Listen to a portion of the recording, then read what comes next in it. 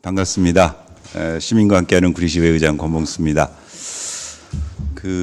3월 27일 날 뵙고 우리 총선 때문에 3주 만에 다시 뵙게 되었습니다. 아마 여러 기자님들도 총선 관련해서 취재들 하시느라고 많이 바쁘셨을 터이고 저희 의회 의원들도 그때 설명드렸던 것처럼 그 지방의회 의원은 소속 정당의 당연직 선거운동원이고 그 등록된 선거운동원이어서 저희 8명의 시의원들도 각자 소속된 당의 후보를 위해서 열심히 선거운동했었고 이제 뭐 웃으시는 의원님들과 또 웃지 못하는 의원님들이 이렇게 뭐 나뉠 수밖에 없는 상황이다 보니까 그렇게 되었습니다. 하나 이제 오늘 브리핑 전에 오늘 마침 오전에 행사 지금 2군데를 부지런히 다녀오는 길입니다. 아시겠지만 이번 주 토요일인 4월 20일이 제44회 장애인의 날입니다. 그래서 이제 저희 시에서는 장애인 관련해서 오늘 오전에 그 장애인 종합복지관에서 우리 이용 하시는 장애인들과 가족들 또 봉사자들 해서 그 어울림 노래자랑이라는 행사가 있었고 방금 전에 1시에 우리 또 발달장애인 평생교육센터에서 구리시 발달장애인 평생교육센터에서 기념 행사를 했었는데 이제 두 행사를 다녀오면서 소회가 마침 이번 44회 장애인의 날 캐치프레이즈가 함께하는 우리 평등으로 향하는 길 이렇게 정해졌다고 하는데 오늘 두 행사를 보면서 사실은 365일 늘 우리 모두가 장애인과 관련해서 우리가 함께하고 구분 없이 또는 편견 없이 같이 사는 그런 사회를 지향해야 되는데 늘 잊고 살다가 이렇게 장애인의 날 한 번만이라도 기억하자 하는 좋은 행사였고 마침 방금 전에 1시에 있던 행사에 가서는 뭉클했습니다. 아시겠지만 이제 발달장애인 평생교육센터에 실제 케어를 받는 친구들이 이렇게 집중해서 무언가를 하는 게 쉽지 않은데 오늘 행사에 사회도 맡기고 또 합창도 하고 마지막 장애인 인권 헌장을 낭독을 하는데 두 친구가 낭독을 하는데 정확하게 의미 전달이 안 되지만 그 내용 속에 들어있는 것들이 아주 가슴 뭉클하게 해서 제가 지금 원래는 좀 찾아보고 내려오려고 그랬는데 도저히 시간이 안 돼서 브리핑 끝나고 가면 장애인 인권 헌장을 꼭 한번 찾아서 다시 한번 읽어볼까 하는 생각이 들었습니다. 그래서 오늘 하여튼 하루가 되게 의미 있는 그런 하루였습니다. 오늘 브리핑은 좀 전에 우리 윤계은 홍보팀장께서 설명하신 대로 자, 윤 팀장님 빨리 들어가 앉으세요. 네. 어제 역시 주례보고도 지난 3월 26일 날 주례보고 하고 그다음에 이제 3주 만에 하게 됐습니다. 그래서 보도자료에 나눠드린 것처럼 총 10개의 보고 내용을 어제 청취하고 이제 의원님들과 집행부 간의 의견을 주고받았거든요. 그래서 그 부분에 대해서 제가 간단하게 브리핑을 좀 해드리도록 하겠습니다.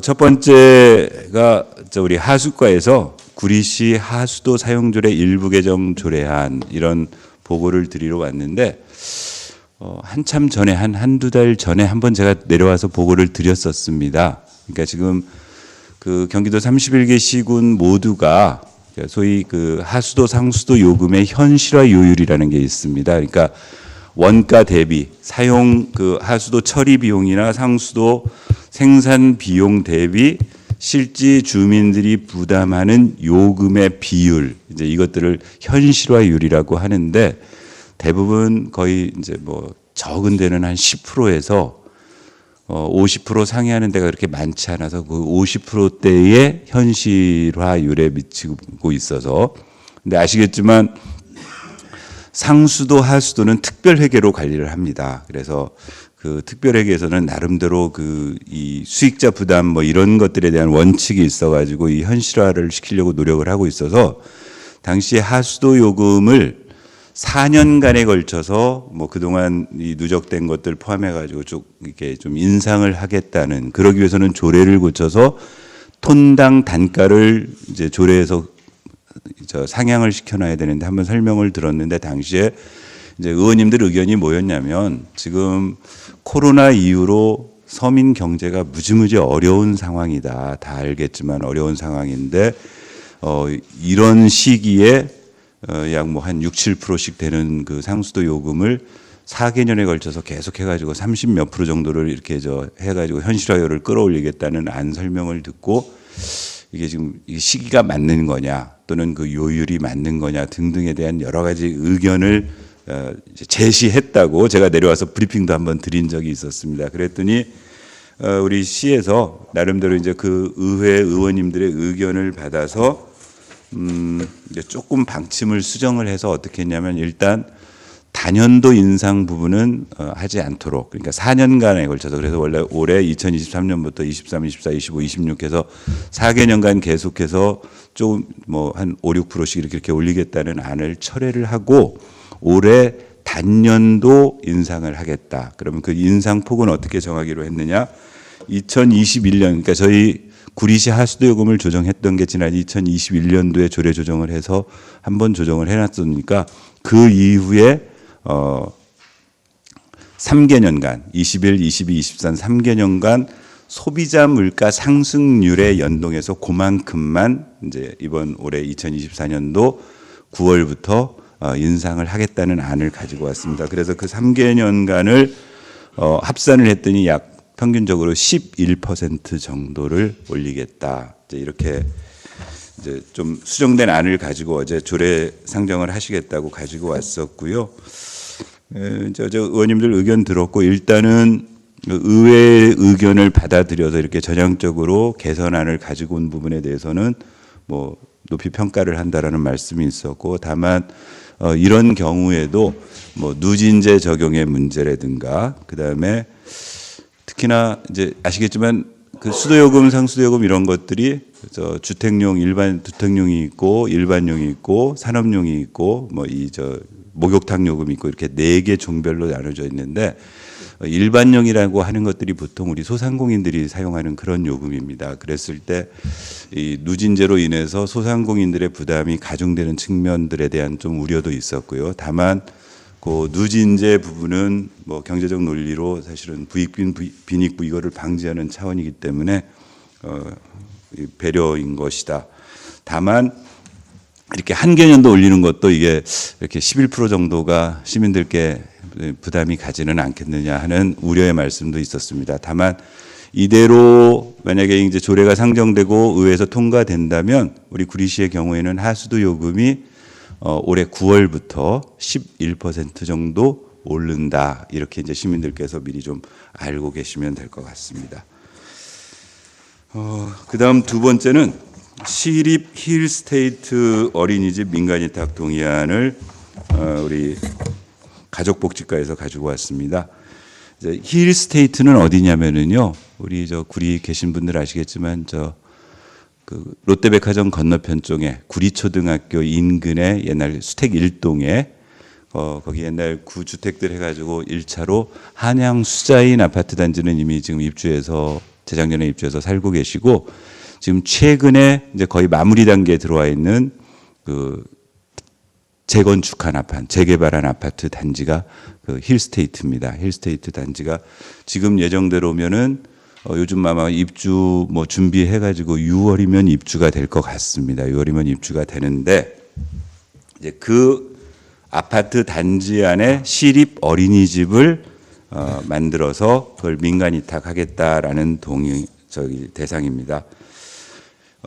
이 내용은 이렇답니다. 그 영유아 보육법에 의해 가지고 500세대 이상의 공동주택이 지어지면 1차적으로 그 단지 내에 시립 그 보육시설을 짓도록 되어 있고 이제 다만 그 단지에 거주하시는 분들이 뭐 우리 단지에는 전혀 이 보육시설에 수요가 없다 해가지고 이렇게 안 하겠다고 하지 않는 한 이렇게 하도록 되어 있고 그걸 시가 만들어서 어린이집을 만들도록 영유아 보육법에 되어 있다고 합니다. 그랬는데 요 힐스테이트 쪽에 의견 조회를 했더니 시립 어린이집이 필요하다 그랬고 그러니까 시는 당연히 어린이집을 만들어야 되고 그 만든 시립 어린이집을 민간 위탁하겠다. 그게 해당 내용입니다.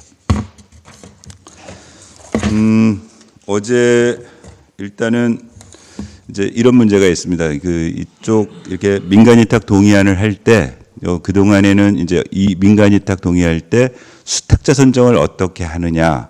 그 전에는 무슨 보육정책심의위원회에선가 그런 그 업무를 맡고 있었는데 내부적으로 무슨 이제 여러 가지 그 개선 요구가 있어서 수탁자 선정위원회라는 걸 수탁자 선정심의위원회를 구성해서 이걸 선정을 하겠다라는 어제 보고가 있었고요. 이제 의원님들이 수탁자 선정위원회를 만들 때도 실제로 이렇게 불편부당한 그런 위원들이 객관적 심의, 선정 심의를 할 수 있도록 만들어야 될 필요가 있다라는 의견을 말씀을 좀 해주셨고요. 또 하나는 이건 좀 조금 제도적인 문제인데 어제 이런 문제가 있었습니다. 이제 그 어제 설명한 힐스테이트 예를 들면 지금 현재 6월에 입주 예정이라고 합니다. 그럼 6월 입주 예정이라는 얘기는 지금 마무리 공사가 끝나면은 시에서 준공 검사를 해서 아파트 사용 허가가 나고 나면 그때 그 시설을 시가 인수해서 거기에 뭐 부분적으로 여러 가지 준비를 한 다음에 심의 이제 선정 또 절차를 일부 거치고 민간 위탁을 하게 되면 실제로 아이들이 공부할 수 있는 시기, 아이들을 케어할 수 있는 시기는 9월이 훌쩍 넘어가는 상황. 그런데 입주는 6월부터 된단 말이죠. 그러면 이제 어제 그런 예를 들었어요, 공무원들께. 아니 내가 지금 아이를 데리고 거기 6월 달에 입주했는데 아직 어린이집은 안 되어 있고 그러면 임시로 지금 딴 어린이집에 가서 한 3, 4개월 아이 케어하다가 이 어린이집이 되면 그때 다시 옮겨와야 되는 상황이 되는데 그러려면 입주 시기에 맞춰서 어린이집이 만들어져야 이게 지금 정상적인 거 아니냐. 근데 이제 동의해요, 이쪽에서는. 그런데 다만 그 아파트 사용 허가라든가 그 시설물에 대한 어떤 준공 허가가 나지 않는 상태에서 인수할 수도 없는, 그러니까 이거는 이 지방에서 어떻게 할 수 있는 일이 아니고 이런 부분을 아마 국회에서 좀 예를 하면, 예를 들면 이런 부분은 국회에서 관련 법에다가 뭐 어린이 보육 시설에 한해서는 사전 그 부분만 미리 준공 검사를 할 수 있는 어떤 제도적 장치를 줘서 미리 준비해 가지고 실제 입주민들이 입주하는 시점에 맞춰서 보육 시설이 들어가는 게 옳지 않느냐. 그래서 그것도 한번 정책 제안을 해봐라. 근데 현재로서는 어쩔 수가 없다. 현행법으로서는 일단 준공 허가가 나고 그때 그 시설을 받아서 준비를 해야 되기 때문에 그런 어떤 시간 지연 절차가 생길 수밖에 없고, 그건 고스란히 입주하시는 분들이 2번 아이들을 어린이집으로 보낼 수밖에 없는 상황. 그건 다른 시설에도 마찬가지인데요. 이제 그 부분에 대한 좀 논의가 있었습니다. 그다음 보고한 게 구리시 통합재정 안정화기금 설치 및 운영조례 일부 개정 조례안입니다. 요거는 통합재정 안정화 기금이라는 기금이 있고요. 그거는 설치 및 운영 조례를 가지고 지금 운영하고 있는데 국민권익위원회에서 이제 권고를 몇 가지를 했답니다. 예를 들면 뭐 이런 기금 운영하는 과정에 어떤 현행 조례 여러 가지 문제가 되는, 그래서 그 권익위원회에서 나온 각 자치단체 시달한 이제 권고 사항들이 있어요. 제목만 좀 읽어드리면, 예를 들면 공금 예금 계좌를 개설해서 운영하라. 통합기금을 효율적 관리할 수 있는 의무 규정을 신설해라. 또 재정 안정화 개정 적립 확대를 위해서 규정을 개정해라. 또 네 번째가 통합기금 운영심의위원회 설치 운영을 내실화해라. 뭐 이런 등등의 권익위원회의 지침 시달이 있었고 그 지침 시달에 맞추어서 조례를 정비하는 사항이다.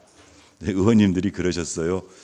아니 이거 지금 뭐 사실은 이 국민권익위원회에서 보고를 안 하면은 우리 쪽에서 특별히 조례 개정에 사유가 없는데 구태하실 이유가 있겠습니까? 그런데 아시겠지만 일단 권익위원회가 됐던 여러 가지 이런 쪽에 뭐 페널티가 있을 수도 있고 해서 그렇게 해야 되겠다라는 어제 그런 설명이 있었습니다. 그래서 특별하게 이 부분에 대해서는 뭐 논란이 있지는 않았습니다.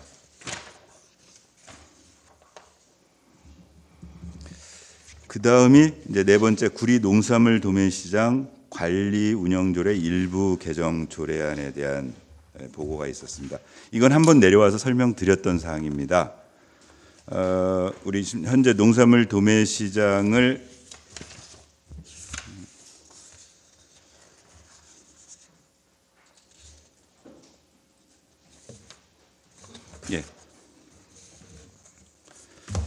그 농산물 도매시장을 관리하는 부서는 현재는 저희 구리시에서는 안전도시국의 도시개발과입니다.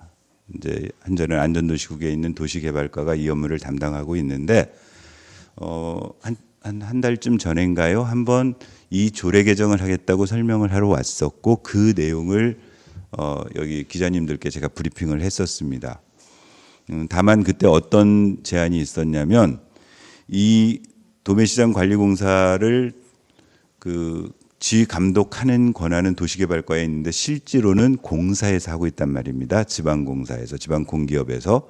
그래서 그 실제로 이 조례가 개정되면 그로 인해서 그 시장을 운영하는 책임을 진 공사 사장을 좀 배석시켜 놓고 이 조례 개정에 뭐 여파나 이런 것들을 좀 자세히 한번 다시 듣고 싶다라고 요구를 했었고 어제 그래서 농산물 도매시장 관리운영조례 일부 개정 조례안을 설명하는데 도시개발과장하고 공사 사장과 본부장과 팀장이 배석한 상태에서 질의답변을 주고받았습니다. 이 조례 개정의 핵심은 한 3가지 정도가 됩니다. 첫 번째가 뭐였냐면요. 일단은 그 많이들 취재하셨던 분들은 아시겠지만 이제 상장 예외 상장의 거래라는 게 존재합니다. 원래는 이게 공영 도매시장에서는 모든 산지에서 올라오는 농산물 수산물을 시장으로 올려서 경매 절차를 통해 가지고 이게 이제 배분하도록 그렇게 지금 국가가 체계를 운영하고 있는데 그렇게 경매 절차에 올리는 걸 상장이라고 하고 그래서 기본적으로는 상장하도록 되어 있는데 특별한 경우에는 상장하지 않고 거래할 수 있는 조항이 해당 법에 명기되어 있습니다. 그런데 이제 우리 조례에도 38조에 뭐라고 했냐면 시행규칙 제27조에도 불구하고 법 제42조 2에 해당하는 경우 상장 예외로 거래할 수 있다. 이렇게만 명기되어 있는데 이번 조례 개정에는 뭐라고 이제 이 조례를 바꿔줬냐면요. 도매시장 입하 전 산지 위판장, 통관 등에서 가격이 미리 결정되는 등 상장 거래의 가격 결정 기능을 기대하기 어려운 수산물은 조례 76조에 따른 시장관리운영위원회의 심의를 거쳐 상장 예외로 거래할 수 있다. 이게 무슨 얘기냐면요. 아까 말씀드렸던 것처럼 기본적으로 농산물이나 수산물이나 전부 경매장에 올려서 경매해가지고 가격을 결정해야 되는데 수산물 중에 지금 많은 부분은 어떻게 하고 있냐면은 산지의 위판장이나 아니면 특히나 이제 외국에서 수산물을 수입해가지고 들어오는 경우에는 통관하는 과정에서 이미 가격이 결정되어져 버립니다. 그러니까 가격 결정된 걸 경매 절차에 다시 올려서 가격을 결정할 이유가 없으니까 이런 경우는 상장 외로 하겠다라고 이렇게 명기에서 여기 하나 올라온 게 있었고요. 또 하나는 체납했을 때 체납 수수료를 좀 낮춰주는 게 하나가 있고요. 또 하나는 이제 핵심 내용이 뭐였냐면 월간 최저 거래 규모라는 게 있습니다. 혹시 뭐 이제 시민님들께 조금 설명을 드리자면 현재 도매시장 우리 구리 농산물 도매시장 안에는 이제 도매법인이라는 게 있습니다. 그런 이제 부류별로 수산 부류의 도매법인, 농산 부류의 도매법인이 있고 이 도매법인과 실제로 중도매 업무를 담당하고 있는 중도매인들이 있고 이 도매법인하고 중도매인의 약간 중간적 성격을 가지고 나중에 제도적으로 만든 시장 도매인이라고 해서 이렇게 세 부류가 있는데 각각의 이제 말하자면 이건 시가 어떤 라이센스를 주는 거란 말입니다. 이제 도매법인은 도매법인대로 자격 요건에 갖춰서 당신네 도매법인 하세요. 중도매인은 중도매인대로 이렇게 라이센스를 주고 경매에 참여할 수 있도록 이제 인정을 해주는데 그러기 위해서는 최소한 지켜야 될 어떤 의무 조항 중에 하나가 뭐냐면 최저 거래 규모입니다. 그러니까 월 단위로 우리 도매시장 법인은 청과부류, 과일하고 야채 쪽을 하고 있는 청과부류에 있는 도매시장 법인은 월간 80억 원, 수산부류는 40억 원, 중도매인은 청과부류는 3천만 원, 그렇죠? 중도매인은 3천만 원이고 중도매인 중에도 개인이 하는 중도매인이 있고 법인이 하는 중도매인이 있는데 개인 중도매인은 3천만 원, 법인 중도매인은 5천만 원. 수산부류에도 역시 개인 중도매인은 3천만 원, 법인은 5천만 원. 아까 얘기한 중간적인 위치에 있는 시장 도매인들은 청과부류나 수산부류나 2억 5천만 원. 이렇게 지금 최저 이 규모 이상은 경매에서 물건을 거래시켜라 하는 그런 규정이 되어 있습니다. 그런데 이번 조례 개정을 통해서 다른 데는 손 안 대는데 청과부류에 있는 중도매인 중에 법인으로 되어 있는 중도매인들의 최저 거래 규모를 5천만 원에서 7천만 원으로 올리겠다. 이게 이 조례 개정안의 이번에 핵심입니다. 그러니까 두 개 상장의 거래 인정하는 거랑 그다음에 요 최저 거래 규모를 2천만 원 상향 조정하겠다는 것. 또 하나는 뭐가 하나 있었냐면은 이제 새로 신설을 해가지고 이런 조항을 거기에 집어넣습니다. 시장은 구리농수산물공사 사장에게 제1항에 따라 권한 위탁된 업무의 처리 결과를 반기별로 보고하게 할 수 있다. 여기 조례는 어떻게 되냐면은 1호부터 15호까지를 이 업무는 시장이 동사 사장한테 하게 할 수 있다, 하도록 한다 이렇게 명기해 놓고 그동안에는 다른 게 없는데 이번에 이걸 반기별로 보고를 하라는 의무 조항을 하나 삽입하는 게 하나 있고요. 또 하나는 거기 3항에다가 어떻게 했냐면 구리농수산물공사 사장은 제10조 2항 및 제20조 2항에 따라 월간 최저 거래 규모를 별도로 정하는 경우에는 사전에 시장에게 보고해야 된다.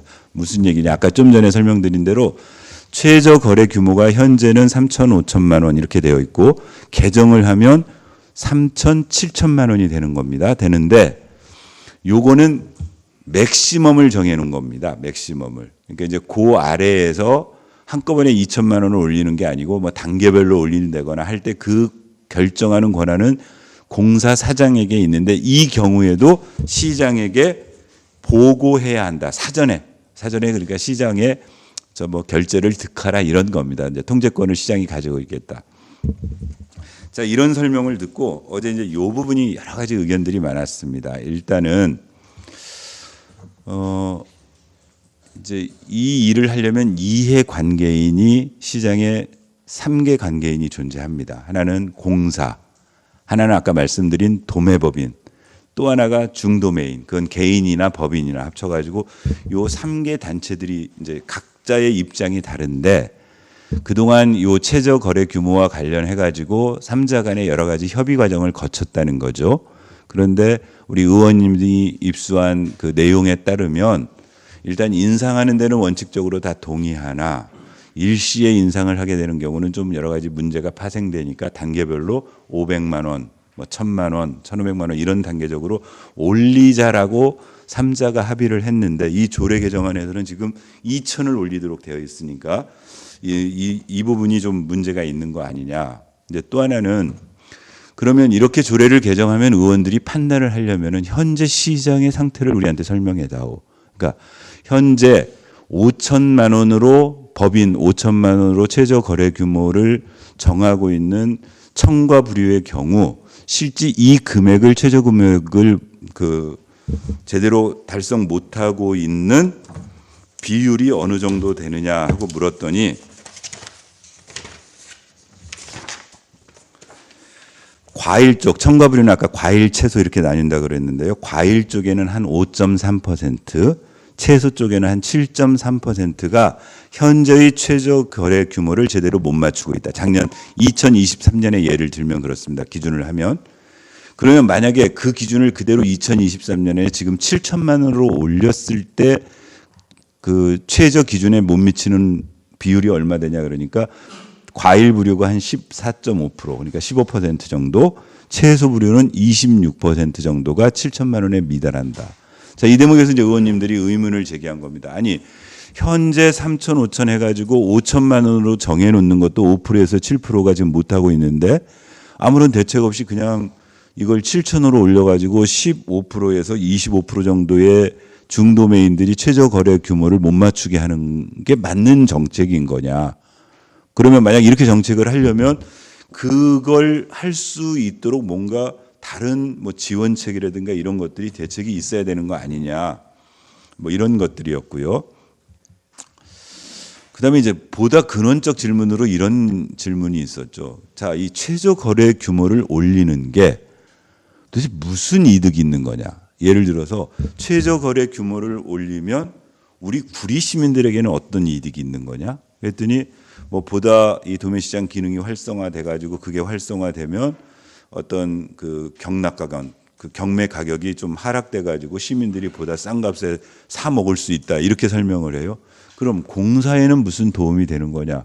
특별히 공사에는 도움되는 게 없다. 자, 이런 의문인 거죠. 그러니까 시민들에게도 이게 지금 그 어떤 이렇게 정책을 바꿈으로 인해서 얻어지는 효과라는 게 되게 애매모호한 데다가 공사에 도움도 안 되는데 이해 당사자인 중도매 법인의 입장에서는 되게 민감한 문제란 말이죠. 잘못하면 퇴출당할 수도 있는 일이기 때문에. 그럼 이런 정책을 왜 하는 건지 납득이 좀 어렵다.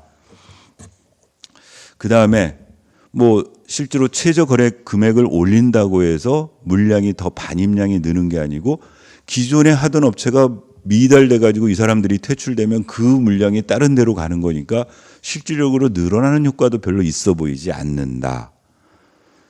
이제 뭐 이런 의문들 오히려 이런 것보다는 지금 이제 저희 도매시장이 개설된 지가 한 27년 정도 됐습니다. 97년에 개설됐으니까. 그러면 이제 그때 당시에 처음 중도매인이나 중도매 법인으로 오셨던 분들의 연령대도 무척 지금 고령화돼 있다는 얘기죠. 그러면 뭐 이런 분들에게 대해서 뭐 교육이라든가 이런 어떤 것들에 대한 그 지원이 좀 필요한 것들 보인다. 뭐 등등. 그래서 결론은 하여튼 어제 설명을 가지고는 선뜻 이 조례 개정을 이렇게 의회가 찬성하기에는 좀 쉽지 않다. 그러니까 뭔가 좀 더 이렇게 보완책이라든가 이런 것들이 필요하다. 그러니까 이제 어제 집행부의 입장은 어제 주루배구가 끝나면 특별한 의회 다른 의견이 없으면은 입법 예고하고 다음 이제 뭐 회기에 아마 1차 정례회 때 그럴 것 같은데요. 올리겠다라고 얘기를 했었고 일단은 저희는 어제 그랬죠. 일단 국장이 본회의장에 와서 실제로 설명하는 과정에 예를 들면 시민들도 납득할 수 있는 이 조례 개정의 이유를 그다음에 아까 도매시장의 3자들 이 3주체들도 다 납득할 수 있을 만한 그런 설명이나 대책을 마련해 오지 않는 한 마련해 와서 설명을 제대로 할 필요가 있겠다. 어제 그렇게 설명드렸습니다. 그 다음이 우리 총무과에서 구리시 명예시민증서 수여 동의안 이런 안건을 가지고 왔습니다. 이거는 어떤 내용이냐면요. 저희가 가지고 있는 조례가 있답니다. 구리시 명예시민증서 수여 조례. 그러니까 우리 구리시에 살고 있지 않는데 시민이 아닌데 구리의 발전에 도움이 될 만한 분들에게 명예시민증을 드릴 수 있도록 그래서 거기 보면은 조례에 대외적으로 구리시의 위상을 제고하고 구리 시민의 생활 개선 또는 문화 발전에 공헌하고 과학기술 또는 경제 등의 발전에 이바지하였거나 시정 발전에 기여한 자는 명예시민을 할 수 있는데 이때 결정을 할 때 조례에 뭐라고 명기됐냐면 이렇게 되어 있습니다. 시장이 명예시민 증서를 수여하고자 할 때는 구리시의회의 의결을 거쳐야 한다. 그리고 하단부에 다만 의회가 폐회 중인 때에는 구리시의 의장과 협의하여 수여할 수 있다. 이렇게 되어 있습니다. 일단 시에서는 올해 상반기 중에 명예시민 3분을 시민증을 주시겠다는 거예요. 한 분은 전직 구리 경찰서장으로 근무하셨던 분, 또 한 분은 저희 여기 관선시장으로 오셨던 분, 그 다음에 또 한 분은 우리 이제 독립유공자의 자제분 이렇게 해서 3분을 명예시민 증서를 드리겠다고 그랬었는데 이제 요 아까 그 조례 의거에서 사실은 의장한테 보고를 하러 왔습니다. 협의를 하러 이게 아까 폐회 중이니까 의장과 협의하면 되겠다. 그래서 저는 이왕이면은 의회의 의결을 거치도록 되어 있는데 그거를 일단 주례보고에 가서 그래도 의원님들께 설명은 드려라. 그래서 어제 설명했고 뭐 이 시민증서 관리 부분이라든가 이런 것들에 대한 의원님들의 당부가 있었고요. 어제 의원님들이 양해해 주셔서 의장이 협의한 것으로 하고 지금 5월 중에라도 4월 중에라도 바로 명예시민증을 전달하거나 수여를 하시겠다고 하니까 그렇게 하시라고 그렇게 해서 이제 당초에는 원래는 요걸 동의안을 다음 주에 열릴 그 임시회 때 안건으로 올릴까도 생각을 했었는데 뭐 그럴 필요까지는 없어서 어제 의원님들의 양해를 받아서 의장과 협의해서 결정한 것으로 그렇게 해서 어제 처리가 된 사항입니다. 그다음 여섯 번째 이제 회계과에서 2023년도, 2024년도 공유재산 관리 계획안 수시분 2차. 1차는 지난번에 와서 제가 보고 설명하고 지난번 임시회 때 의결했다고 설명을 드렸던 내용이고요. 이제 그건 끝났고 이제 두 번째 2차 공유재산 관리 계획안을 가지고 왔습니다. 내용은 뭐였냐면요. 공유재산 관리니까 43억 정도, 42억 9천이니까 43억 정도의 공유재산을 취득하겠다는 건데요. 그러니까 예산을 투여해서 공유재산을 하겠다는 겁니다. 내용은 뭐냐면, 저기 우리 구리역강에 가시면은 구리역 공원이라고 있습니다. 그 구리역 공원은 당초 어떻게 된 거냐면은 지금 구리역 내려오셔서 거기 구리역 광장이라고 해서 광장 조성되어 있는 거기가 원래는 그냥 유수지입니다. 인창 배수지에 물 가둬두는 곳이었는데 거기에 절반 정도를 지난 2007년부터 2010년까지 일부를 복개한 겁니다. 그러니까 원래 유수지 돼 있던 거에 절반을 복개해 가지고 그 상부를 현재 구리역 광장으로 쓰고 있고요. 나머지를 인창 유수지 공영 주차장으로 사용하고 있는데 그러니까 하단부 지하 복개한 구리역 공원 지하 하단부는 지금 이렇게 그냥 공간으로 존재합니다. 이게 다리만 서 있고 그래서 여기에 주차장을 만들겠다는 게 요 경유재산 관리 계획안입니다. 거기에 180년 정도의 주차장을 조성할 수 있다. 그 비용이 43억 정도가 들어간다. 그래서 이걸 공유재산 관리 계획에 반영해야 예산을 투여해서 이 일을 할 수 있겠다. 이제 요 사업과 관련해서는 이제 제가 아시겠지만 4대 5대 의원을 하고 한 12년 쉬었다가 다시 들어왔는데 마침 이 복개공사 사업을 제가 5대 의회 때 재선 의원으로 있을 때 했던 사업입니다. 그런데 이제 제 기억을 더듬어 봤더니 당시에 처음 이 계획을 세울 때 복개공사 계획을 세울 때 의회 와서 보고를 할 때도 어떻게 했냐면 복개해가지고 위는 상단부는 역공원으로 쓰고 광장으로 쓰고 하단부에는 주차장으로 사용하겠다고 처음 계획을 잡았었어요. 근데 중간에 주차장을 못 세운다고 보고를 했었어요. 왜 그랬냐면 당시에 무슨 악취 그다음에 거기서 가스가 발생하는 왜냐면은 그 지금 인창 유수지가 인창천에서 흘러들이는 오수 우수가 들어와 가지고 배수지로 들어와서 유사시에 이렇게 퍼내는 그 유수지 공간이었기 때문에 이제 뭐 당시에 그 설명으로는 거기에 들어오는 그런 오수나 우수들의 나는 가스 때문에 위험하고 뭐 또 하나 그때 관리 문제도 얘기를 했었어요. 그 하단부에 관리를 하면은 뭐 우범 지역화될 우려도 등 뭐 이렇게 해가지고 중간에 계획을 바꿔서 주차장으로 하겠다는 것을 안 하고 거기다가 철망을 막아가지고 혹시 한번 기간 되시면 지금 가보시면 거기 그 입구 쪽에는 전부 이렇게 철망으로 막혀 있습니다. 근데 이제 그걸 지금 43억을 들여가지고 180면의 주차장으로 쓰겠다는 거예요. 이제 어떤 의문들을 좀 제기했냐면 일단 다시 한번 좀 짚어봐라. 그럼 도대체가 이 시행정이 불과 15년 물론 15년 전이긴 하지만 당시에는 안 되겠다고 했던 주차장이 지금은 된다는 이유도 잘 모르겠고 그랬다라면 만약에 그때 원 계획대로 될 수 있었다면 당시 그 복개 사업할 때 그 사업비 안에 녹여내서 얼마든지 비용 줄여가지고 기했을 수도 있을 것이다. 두 번째. 지금 거기에다가 180면을 만드는 것이 투자 우선순위에서 맞는 거냐. 그래서 일단 그러기 위해서는 그 판단을 하려면 현재 유수지 쪽에 구성되어 있는 그 주차장 운용 실태를 의회 자료로 제공해달라. 그러니까 거기 현재 그러니까 이 복귀한 곳에 180면을 구성하겠다는 걸 하고 현재 복귀 안 된 곳에 180면의 주차장이 지금 사용하고 있는데 만약에 이 주차장이 풀로 넘쳐가지고 지금 막 수요가 있는데 안 될 정도면 돈을 투자해서도 만드는 게 이해가 되는데 이 가동률이 80% 70%밖에 안 되는데 여기다가 180면을 또 만드는 건 중복 투자 아니냐.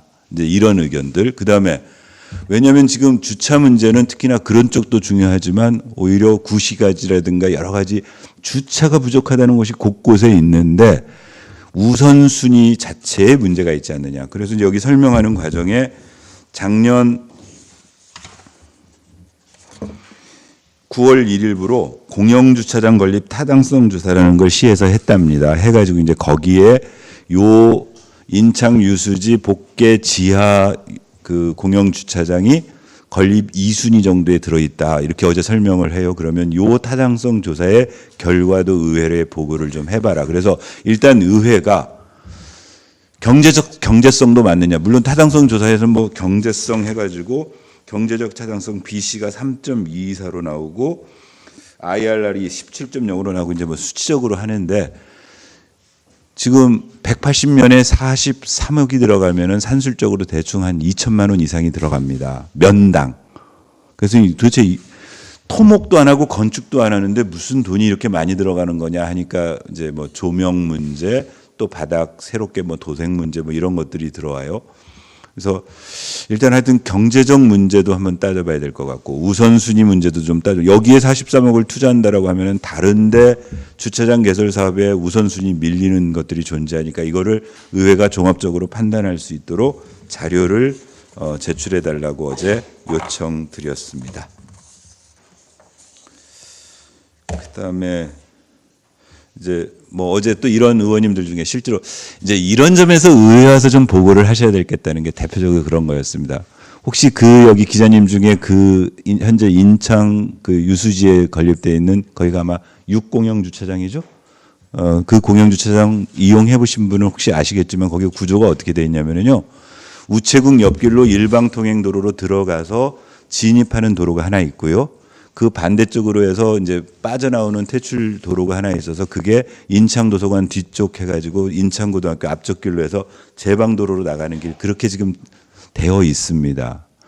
그런데 그것도 좀 파악을 해봐라. 현재 그 180면을 수용하는데 그 도로에 하나의 출퇴입로를 만들어 가지고 했는데 만약에 계획대로 이게 180면이 더 추가되면 360대의 분량이 되는데 그 진출입도로 하나를 가지고 이 소화가 될 거냐 등등도 따져봐야 되는 거 아니냐. 이제 의원님들이 그건 실제로 거기를 이용해 보지 않으신 분들은 잘 이해가 안 되는 이제 그런 것들이 어제 의원님들이 의견을 주셨어요. 그래서 시에서 그런 관련 자료를 제출받는 대로 우선순위가 맞는지 안 맞는지를 의원님들이 판단하시리라고 믿습니다.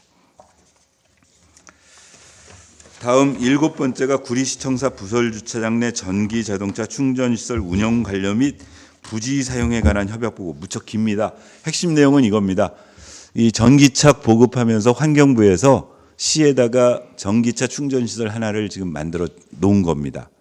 그리고 이제 그 이후에 추가되는 이 전기차 충전시설들은 말하자면 민간 사업이 된 거예요. 대부분 이 민 쪽에서 부지를 시가 제공해주면 자기네들이 설립해놓고 전기 그 요금 차액을 가지고 이제 사업을 하는 방식으로 다 개설되어 있는데 요 한 대가 지금 시에 있는 게 환경부에서 만들어준 게 하나 있었고 이거를 환경부에서는 전체적으로 환경부에서 관리할 게 아니고 민간 쪽에다가 협약 맺어가지고 관리를 넘기는 거로 방침을 정하니까 그 한 대를 우리 시에서도 다른 민간 업체 그 협약 기관이 누구냐면은 주식회사 대한송유관공사 그래가지고 제목은 이 사명은 꼭 공사처럼 됐는데 그냥 주식회사인 겁니다. 주식회사 이런 걸 관리하는. 그래서 여기하고 협약해가지고 관리를 맡기겠다. 그래서 이건 뭐 커다란 저기는 없었고요. 그 다음에 이제 우리 건축과에서 구리시 주택조례 일부 개정 조례안을 가지고 왔는데요. 주택조례 중에 어떤 걸 얘기를 하려고 주로 가지고 온 거냐면은 공동주택 관리법에 의해 가지고 이제 공동주택에 보조금 지급하는 사업들이 시에서 많습니다. 기본적으로 우리 시 같은 경우에는 그 아파트에 해당되는 우리 공동주택에서 걷어지는 재산세의 10%였나요? 우리 전문위원님 10%였나요? 그 공동주택. 예. 그러니까 일정 부분 재산세의 일정 부분을 공동주택 지원 그 보조 예산으로 쓸 수 있도록 지금 조례가 만들어져 있고, 이제 그런 지금 자금 지원을 하는 데 있어서 공동주택 안에 예를 들면 보조금 지원 금액에 대한 세부 규정을 뭐 정비하고 등등에 있습니다. 그 중에 가장 이 공동주택에서 받아들여주는 걸 지금 해결해 주는 것 중에 하나가 뭐냐면은 이제 공동주택의 보조 사업을 지원을 해줘요. 만약에 뭐 5천만 원을 지원해주면 현재는 어떻게 돼 있냐면은 처음 5천만 원의 50%를 지급해주고 공사가 다 끝나가지고 검수까지 끝나면 50%를 지원을 해주는데, 아시겠지만 대부분 그게 이제 민간 사업자들이 들어와서 사업을 하고 대금을 받아가는데, 그 말은 계약금, 중도금까지를 50% 지급하고 잔금을 50% 주는 꼴이 돼버리지 않습니까? 그런데 대부분 기업에서는 그렇게 안 하잖아요. 예를 들면 뭐 계약금 20% 받고 중도금 50% 받고 잔금을 20% 30% 받는, 그러다 보니까 이제 이런 문제들이 발생을 했었고, 그걸 재산세 10분의 2입니다. 그러니까 이 공동주택에서 그 주택분으로 걷어들이는 재산세의 10분의 2 범위 내에서 공동주택에 지원할 수 있도록 지금 우리 조례가 되어 있거든요. 그래서 아까 말한 대로 이제 그 부분 간극을 막기 위해서 먼저 계약 시에 초도 지급을 70%로 올리고, 향후 말하자면 잔금 개념으로 주는 거를 30%로 바꾸는 뭐 그런 조항을 준다거나, 그다음에 우수 공동주택 단지의 보조금을 우선 지원하는 인센티브 규정을 마련해서 어떤 시의 정책에 잘 협조하는, 그래서 자체적으로 선발 과정을 거쳐서 우수 공동주택으로 선정된 단지에는 요 공동주택 보조금을 우선 지원할 수 있는 그런 규정들, 뭐 이런 것들을 손보는 과정이었습니다. 그래서 특별하게 의원님들의 뭐 의견은 없으셨고요. 그다음에 이제 9번째로 구리시 창업 환경 조성 및 활성화를 위한 업무 협약 보고, 이제 이거를 우리 산업지원과에서 가지고 오셨어요. 하여튼 제목은 되게 거창합니다. 창업 환경 조성 및 활성화를 위해서 보면 여기 이렇게 나옵니다. 협약 목적이 구리시 기업활동 촉진 및 유지 지원에 관한 조례 3조에 따라 우수 유망한 기업을 발굴하고 관내 유치하기 위해 사단법인 한국중소기업발전협회와 협력하여 각종 정보 공유, 컨설팅 및 인증 획득 지원 등으로 투자 유치 지원과 사업화 지원을 효율적으로 수행하고 향후 구리시 대규모 개발 사업에 대응하여 기업하기 좋은 산업 생태계를 구축하고자 한다. 이렇게 하고 이제 협약안을 이렇게 만들어 왔어요. 의원님들이 이제 요건 왜 보고를 하러 왔냐면, 제가 몇 번 설명을 드렸지만 대부분의 자치단체에서 이제 이런 루트를 거치지 않습니까? 그 시장, 집행권을 가진 시장과 가까운 사람이 어떤 사업 이 아이디어를 가지고 와서 MOU 맺고요.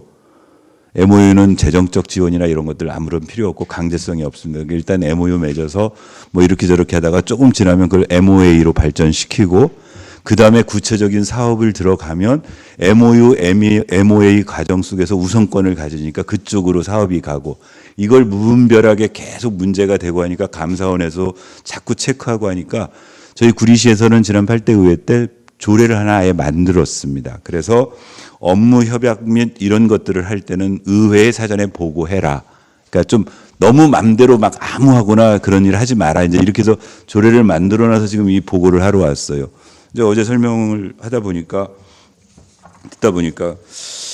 일단 혹시라도 이 MOU 맺어가지고 향후에 무슨 이 대상되는 그 업체, 기관이라고 해야 되나요? 업체라고 해야 되나요? 한국중소기업발전협회라는 데가 뭔가 우리 시랑 사업할 때 우선권을 지금 주려고 하는 건 아니냐. 그래서 지금 타 시에서도 이런 경우 MOU 때문에 발생되는 문제가 많으니까 그거 찬찬히 잘 살펴봤느냐 이런 질문이 있었고요. 그랬더니 이제 뭐 그런 건 없다라고 얘기를 했어요. 그러면 근데 도대체 이 MOU를 통해서 우리 시에서 얻을 수 있는 실익이 잘 잡히지도 않는다. 아까 말한 대로 목적은 막 거창하게 했는데 여기가 도대체 뭐 하는 곳인지, 그런 실적을 잇는 곳인지, 그런 목적에 맞게 MOU를 맺어놓으면 우리가 도움을 받을 수 있는지에 대한 뭐 근거가 있느냐 등등을 따지다 보니까 이제 의원님들이 바로 요즘은 워낙 인터넷이 잘 되는 세상이니까 바로 그 자리에서 뭐 검색을 하다 보니까 그 해당되는 한국중소기업발전협회 홈페이지를 검색했더니 협력기관으로 구리시를 벌써 딱 올려놓은 겁니다. 그러니까 이제 어제 봐라 지금 이런 경우지 않느냐. 거기는 우린 구리시하고 이렇게 MOU 맺은 이런 말하자면 단체다, 이런 기관이다. 이거 근데 아직 의회 인재 보고 단계여가지고 아직 협약도 안 했는데 지금 이런 일을 하고 있는데 이게 말이 되는 거냐. 그래서 이 부분은 주례복으로 가름할 수는 없고 본 회의장에 국장이 와서 이걸 맺고 싶으면 자세하게 어제 지적된 부분들, 그다음에 잘못된 부분들에 대해서는 바로잡고 와서 보고를 하고 하시라. 어제 그렇게 결론을 내렸습니다. 그래서 아마 뭐 시장께서 이 일을 MOU를 맺고 싶으시면은 다음 임시회 때가 됐던 정기회 때가 됐던 의회의 담당 국장으로 하여금 요 MOU와 관련한 보고를 하고 그러고 아마 협약을 맺을 듯 싶습니다. 그러면 본회의장에서 의원님들이 국장을 상대로 해서 이 MOU로 인해서 파기될 문제라든가 뭐 이런 것들에 대해서 충분히 지적할 거 지적하고 우려를 전하고 그런 우려가 현실화되지 않도록 집행부에서도 각별하게 신경 쓸 수 있도록 그렇게 하도록 하겠습니다. 그다음에 마지막으로 일자리 경제과에서 5월 가정의 달 구리사랑카드 인센티브 확대 보고 이런 건이 있습니다. 설명드렸었습니다. 그 지역카드 문제는 이제 정권이 바뀌면서 정책이 부분적으로 우선순위가 하면서 중앙정부 예산이 많이 삭감됐습니다. 그래서 그전에는 요 소위 지역카드가 지역화폐 요 부분을 집중적으로 정부가 지원해서 대부분 10% 정도의 인센티브를 줬었거든요. 근데 이제 올해 2024년도 같은 경우에는 중앙정부의 예산이 대폭 삭감돼서 오히려 자체 재원을 해가지고 평상시에는 6% 그리고 설날하고 추석이 있는 때 10% 이렇게 지금 지원을 하고 있었는데 일자리 경제과의 보고는 그렇습니다. 실제로 그 시민들의 요구나 소비 행태를 보니까 설날하고 추석 말고도 대개 이 소비에 있어서 이렇게 좀 피크가 되는 때가 언제냐면 5월이랍니다. 왜냐하면 어린이날 끼고 어버이날 끼고 뭐 스승의 날 끼고 그래가지고 그래서 이때 인센티브를 10%로 좀 늘려야 되겠다. 그러면 그건 일단 전체 우리 시비 예산으로 확보되어 있는 그러니까 이제 보통 뭐 추석 인센티브로 쓰려고 했던 것들 먼저 쓰고 그다음에 추경에 반영해서 이렇게 5월 달을 10%로 하겠다. 그래서 하여튼 아시겠지만은 지금 경제 사정이 무척 안 좋아서 지역 소상공인들이 정말 가게 못 하겠다고 막 그러고 있는 상황이기 때문에 시 입장에서는 어떻게라도 도움될 수 있는 방향 그리고 시민들에게도 좀 도움될 수 있는 것들에 대해서는 다른 데서 아껴서라도 쓴다는 데 대해서는 의원님들 동의하셨고요. 그래서 5월 달에는 구리시에서는 지역화폐 인센티브가 10%이니까 시민 여러분께서도 5월 달에 지역 우리 구리사랑 카드를 쓰시면 10% 할인 혜택을 보실 수 있다는 걸 이해해 주시면 좋겠습니다. 그리고 원래는 이거는 어제 주례보고에 보고를 안 해도 되는 사항, 뭐 그냥 사실은 시장이 결정하면 되는데 뭐하고 연동이 되냐면 말씀드린 대로 요 재원은 추경에 추가분을 반영을 해야 되니까 의원님들이 뭐 별 문제가 없다고 해야 그 말은 어제 했으니까 이제 2회 추경이 반영을 하면 의회에서는 삭감하지 않겠다라는 얘기로 되게 되겠습니다. 이상으로 어제 주례보고 한 10건에 대해서 설명을 다 드렸습니다. 혹시라도 저 설명 들으신 내용 중에 좀 궁금하신 건 제가 보충해서 질의답변 듣고 한 두 가지만 광고 드리고 오늘은 끝내도록 하겠습니다. 혹시 제가 설명드린 내용 중에 좀 추가적으로 제가 설명해야 될 게 있으면은 물어봐 주십시오. 또 자화자찬할까요? 제가 너무 설명을 잘해서 질문이 없는 거죠? 네, 그러면 그렇게 해주시면 될 것 같고요. 의회 일정과 관련해서 이제 지금 다음 주 수요일하고 목요일 이틀간 제 335회 임시회가 열립니다. 이 임시회는 왜 여는 거냐면 아시겠지만 6월 1일부터 저희가 1차 정례회가 열립니다. 그런데 이제 그러면 총선 끝나고 4월하고 5월 사이에 집행부에서 시급하게 뭐 처리해야 될 좀 안건들이 존재합니다. 안건들이. 근데 그거를 1차 정례회 때까지 끌어갈 수는 없을 것 같아서 당초에 3월 임시회 끝나고 나서 4월 말에 짧게라도 임시회를 하자고 합의를 했었고, 예를 들면 올라와 있는 안건 중에 구리시 행정기구 및 정원조례 일부 개정 조례안이 올라와 있는데, 지난번 설명드렸을 때 뭐가 하나 있었냐면은 그동안 한시기구로 운영되던 정책지원단이 지금 해체되고 그 정책지원단 산하에 있던 2개 과가 안전도시국으로 소속되어져 가지고 현재는 지금 안전도시국이 7개인가요?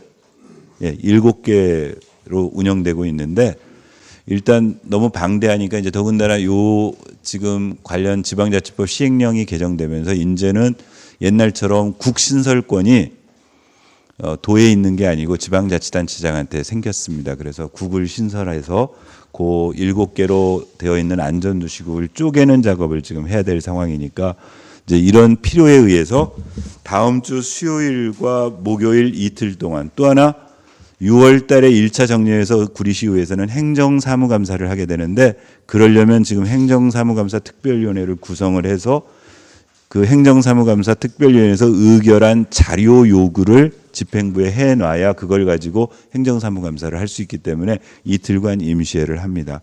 근데 의사 일정이 많지 않아서 첫날 뭐 8개지만 실제로는 한 서너 건만 하고 행정사무감사 특별위원회 잠깐 열고 이튿날 의결하면 되기 때문에 안건은 많지 않아서 오전 중에 다 끝날 것 같고요. 그래서 다음 주 의정 브리핑은 예정대로 그냥 진행을 할 겁니다. 할 거고, 화요일 날 주례보고 할 거니까 그 주례보고에 올라온 안건하고 임시회 당일날 처리된 안건에 대해서 제가 브리핑하는 것으로 그렇게 하겠습니다.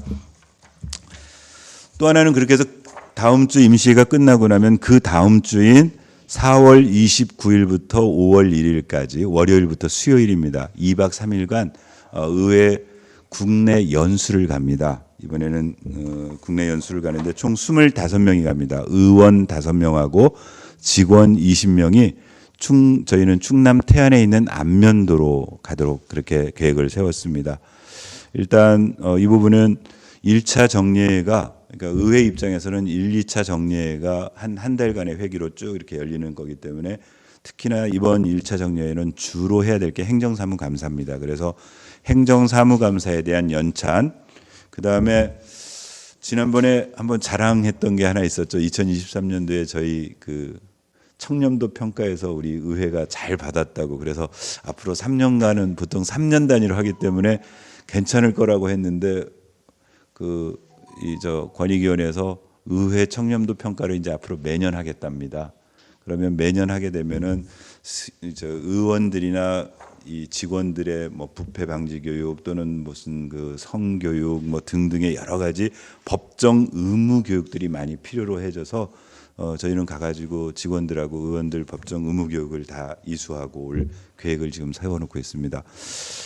이제 한 가지 아쉬움은 당초 이제 뭐 어디로 가야 되냐, 어떤 내용이냐 이런 것들을 제가 의원님들하고 다 협의를 해서 날짜도 결정을 했고, 장소도 뭐 제주도로 가자는 의원님도 계셨고, 뭐 쓸데없이 제주도 갈 이유가 없다 그래서 우리는 그냥 가까운 내륙으로 가자 그래서 안면도로 다 해가지고 추진하던 과정에, 아까 제가 말씀드렸을 때 25명인데 의원 5명이 간다고 그랬지 않습니까? 그래서 우리 국민의힘당 소속의 의원님 3분이 이번 선거 끝나고 지난주에 갑자기 개인 사정들이 다 생겨서 못 가신다고 그래요. 그래서 그냥 5명만 가게 됐습니다. 그래서 혹시라도 뭐 이게 좀 무슨 정당 간에 다툼이 있어서 그런 건 아니고 다 협의를 잘 했는데, 아마 이 선거 결과에 대해서 뭐 이렇게 수습할 것들이 있어서 그런지는 모르지만 개인 사정이 있다고 그래서 3분이 빠지셔서 그래서 5명만 가게 됐습니다. 역시 이 연수도 최대한 알차게 받고, 그래서 여기도 뭐 시민의 세금이 들어가는 일이니까 최대한 많이 배워오고, 연수 결과에 대해서는 다시 제가 또 갔다 와서 보고도 드리고 그렇게 하도록 하겠습니다. 여기까지가 오늘 준비됐습니다. 1시간 내로 다 끝난 듯 싶습니다. 마지막으로 혹시라도 뭐 더 추가적으로 한 게 질문하실 거 없으면 이대로 끝내도 괜찮겠습니까? 네. 하여튼 늘 감사드립니다. 이렇게 오셔가지고 귀한 시간들, 수요일 오후 귀한 시간들 내주셔서 의회가 지금 하고 있는 일, 또 우리 구리시가 하고 있는 일들에 대해서 보도해 주시고 또 관심 갖고 해서 저희들도 더 열심히 하고 있고, 시민들께서도 의회에 대한 뭐 신뢰도나 이런 것들이 조금씩 나아지고 있는 것 같아서 늘 감사드리고, 한 주 동안 잘 지내시고 다음 주 수요일 날 의정 브리핑 시간에 다시 뵙도록 하겠습니다. 고맙습니다.